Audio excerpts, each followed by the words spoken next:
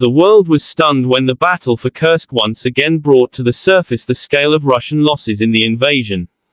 Numbers that had long been whispered in military corridors finally surfaced with shocking clarity, painting a picture of an army bleeding resources, soldiers, and credibility at an alarming rate.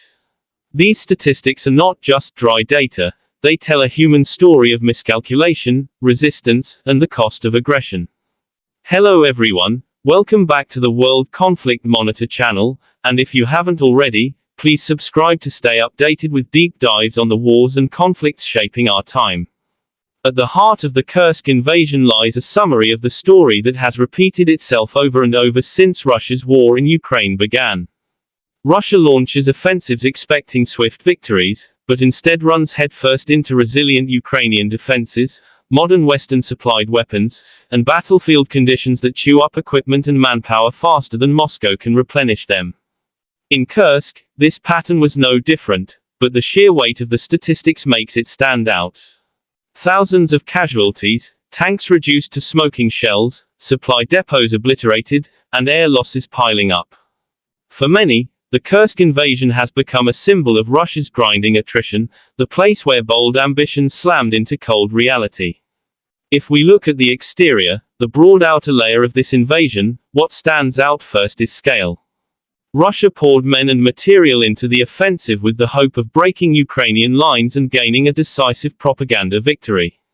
From satellite images, the terrain outside Kursk shows a patchwork of forests, open fields, and small villages, perfect ground for ambushes, artillery duels, and drone strikes.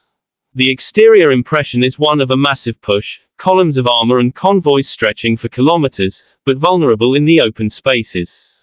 From the outside, Russia looked prepared to overwhelm. But the statistics later revealed how exposed that exterior truly was. Ukrainian artillery destroyed more than 500 armored vehicles in the first weeks, and supply convoys were struck with precision. What looked like overwhelming strength from the outside concealed cracks of overconfidence. The interior story, however, is even shorter and sharper. Inside the Russian military machine, Kursk exposed a hollow core. Soldiers sent forward with little training, officers recycling old Soviet-era tactics, and logistics chains stretched to the breaking point. The brief interior view of the invasion shows how Russia still struggles with the same internal weaknesses that plagued it since 2022, poor morale, corruption in supply systems, and outdated command structures. Ukrainian intelligence intercepted communications that revealed panic and confusion, and captured Russian troops spoke of hunger, exhaustion, and orders that made little sense. That is the short but telling interior glimpse. An army struggling not only against the enemy but against its own structural flaws. When we talk about performance, the numbers speak louder than any commentary. Russian performance in Kursk was measured in failed offensives, massive losses, and minimal territorial gains. Reports revealed over 20,000 Russian casualties during the campaign, with casualty rates sometimes spiking above 1,000 a day during intense battles. Performance on the battlefield was dismal.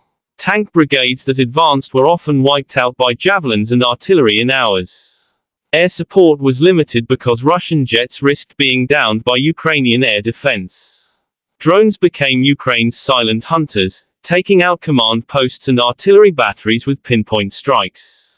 In terms of raw military performance, Russia's offensive at Kursk drained more than it delivered. If we compare safety features, something almost ironic emerges. For modern armies, safety features often mean protective gear, evacuation systems, and measures to reduce casualties. Ukraine, backed by Western aid, fielded units with advanced mine-resistant vehicles, better helmets, night vision, and secure communications. Russian units, in contrast, often lacked basic protective gear. Many reports surfaced of troops still using outdated helmets, flak jackets from decades ago, and vehicles without modern reactive armor. Safety for Russian soldiers seemed like an afterthought, leading to shockingly high fatality rates. Ammunition dumps exploded with catastrophic losses because proper storage safety protocols were ignored. Fuel convoys went up in flames due to lack of proper escort and shielding. The safety features of the Russian war machine at Kursk revealed themselves mostly in the negative, the absence of systems that could have saved lives. Unique selling points of this battle are, strangely enough, not about what Russia achieved but what Ukraine demonstrated. For Russia, Kursk should have been a decisive propaganda point, proving strength and momentum. Instead, the unique points became Ukraine's innovation in asymmetrical warfare. Drones turned into a force multiplier. Western precision-guided artillery turned Russian convoys into predictable targets. Ukrainian intelligence coordination with local civilians created a battlefield where Russia's every move was anticipated. The unique selling point of Kursk is that it became a case study in how a smaller, technologically integrated, and motivated defender can dismantle a numerically superior invader. For historians and analysts, Kursk will stand as the point where Russian might met modern warfare tactics and lost ground dramatically. Now, if we imagine price, not as currency but as the cost of this invasion, the bill is staggering. Russia lost thousands of men, many of them conscripts and mobilized citizens pulled from daily life and thrown into the fire. Hundreds of tanks and armored vehicles worth billions of dollars were destroyed or abandoned. Ammunition stockpiles that took months to accumulate were wiped out in days. The economic price is measurable, but the political price may be even higher. Every failure at Kursk weakens Moscow's negotiating position internationally, fuels domestic discontent, and signals to allies and enemies alike that Russian power is not what it once claimed to be. Ukraine paid a price as well. Defending Kursk came with its own casualties and destruction, but for Kyiv, the balance sheet leaned towards strategic gain, while for Moscow, the price looks like an unsustainable burden. And so we reach the conclusion. The shocking statistics of Russian losses in the Kursk invasion are more than numbers. They are markers of a conflict spiraling deeper into attrition and uncertainty. Kursk revealed the fragility of Russia's offensive power, the strength of Ukraine's resistance, and the rising cost of war in modern Europe. For Russia, Kursk will be remembered not as a triumph but as a warning written in the language of losses.